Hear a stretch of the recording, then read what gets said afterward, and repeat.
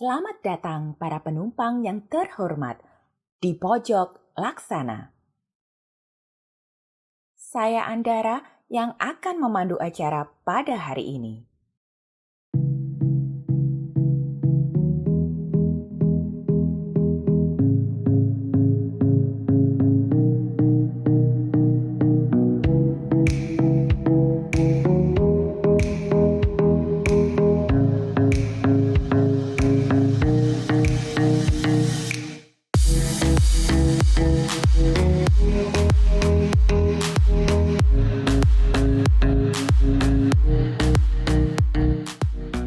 Apa yang membuat Bapak tertarik memulai bisnis di bidang transportasi darat? Saya tertarik dari bisnis transportasi darat, terutama di dalam proses bisnis tersebut ada misi. Misi yang saya jalankan itu adalah sesuai dengan nama PO saya itu. Salah satu saya beri keterangan Al-Hijrah. Maksud dan tujuan saya bukan saja mencari dari sisi ekonomi, tapi memanggil umat muslim dan muslimah setiap lewat bis saya di hadapan mereka, sehingga mereka teringat satu peristiwa.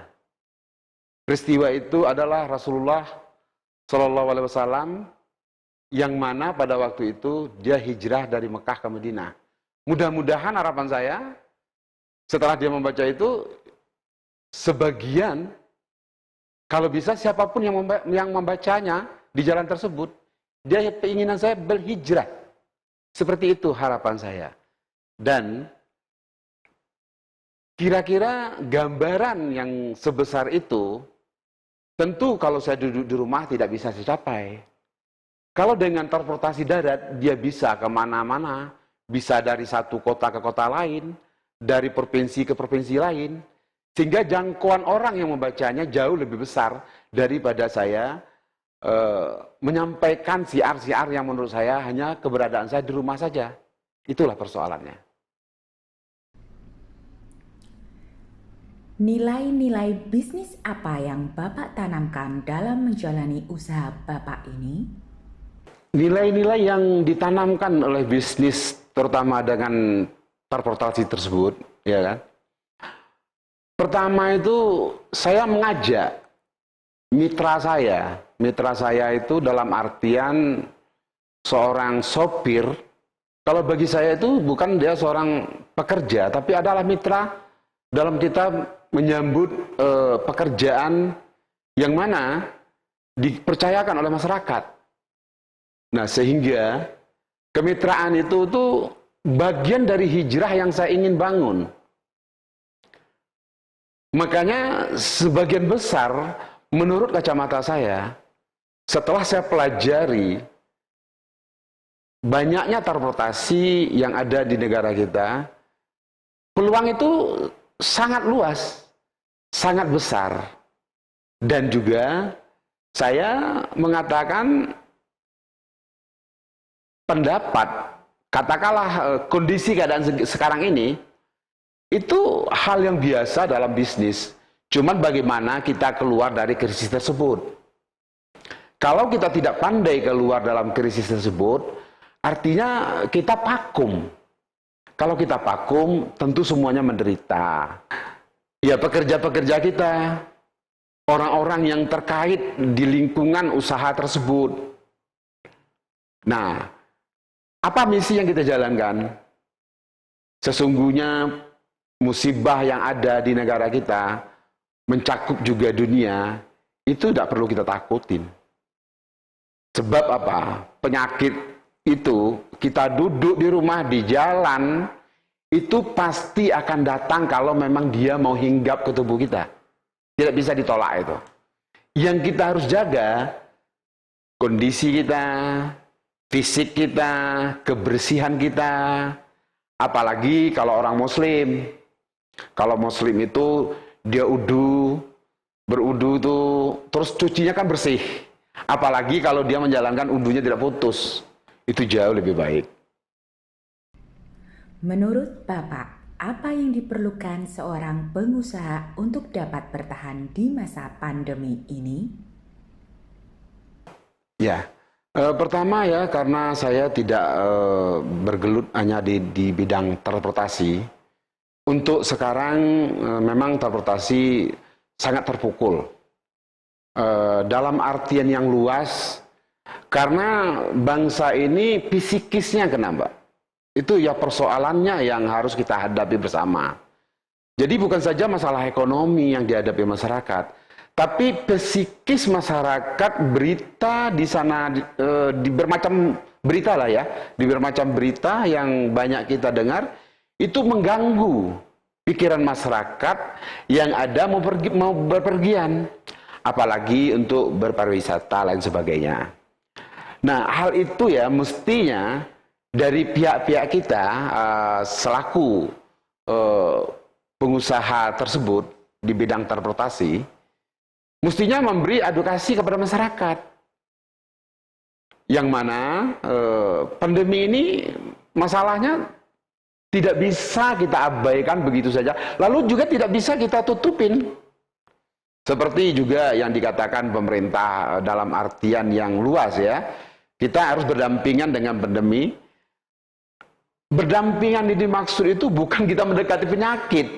Artinya tidak bisa kita tolak dan tidak bisa kita abaikan begitu saja. Tentu kita menjaga aturan-aturan yang mana telah diberikan oleh pemerintah. Nah, untuk giat-giat dalam melaksanakan bisnis supaya roda bisnis kita masih berputar, ya pertama sekarang kita menghitung segala sesuatu perjalanan. Apa itu?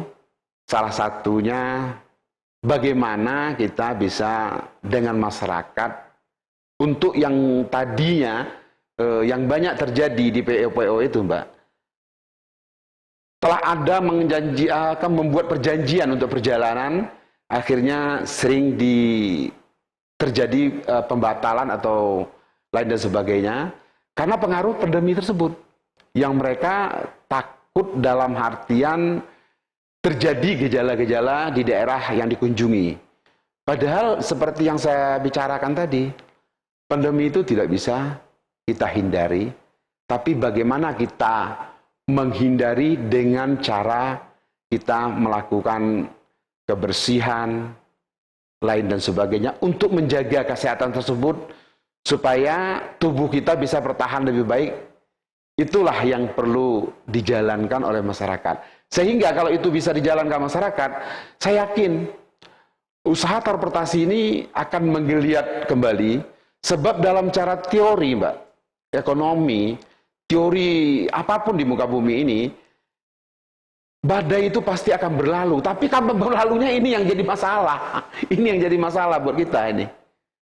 Nah, kita berharap badai ini cepat berlalu secepat mungkin dari harapan kita supaya teman-teman yang berusaha di bidang transportasi, perhotelan, lain dan sebagainya itu bisa pulih kembali. Saya yakin itu bisa dijalankan dengan disiplin yang tinggi. Apa pesan Bapak untuk generasi muda yang ingin memulai usaha? Ya, khusus pesan saya untuk milenial, jangan Anda takut berusaha di bidang apapun. Terutama sekarang di seluruh dunia, wabah ini tidak bisa kita hindari. Kalau kita takut berusaha, artinya kita telah membatasi diri kita untuk berkembang. Lebih baik kita mencoba, itu biasa dalam bisnis. Nama pengusaha itu artinya harus kita paham dulu. Usaha itu apa? Usaha itu bidangnya kita mengusahakan. Jadi apa yang dibutuhkan usaha harus bisa diusahakan. Itu pada intinya. Nah, kalau kita takut melihat keadaan yang ada, terutama di negara kita, masalah pandemi tersebut, maka kita selamanya akan duduk berdiam diri. Ketakutan itu membawa psikis kita, mental kita jadi lemah. Ada peribahasa mengatakan, ya kan, nahkoda itu apabila dia berlayar di lautan, seandainya tidak ada gelombang, dia tidak akan pintar selama-lamanya.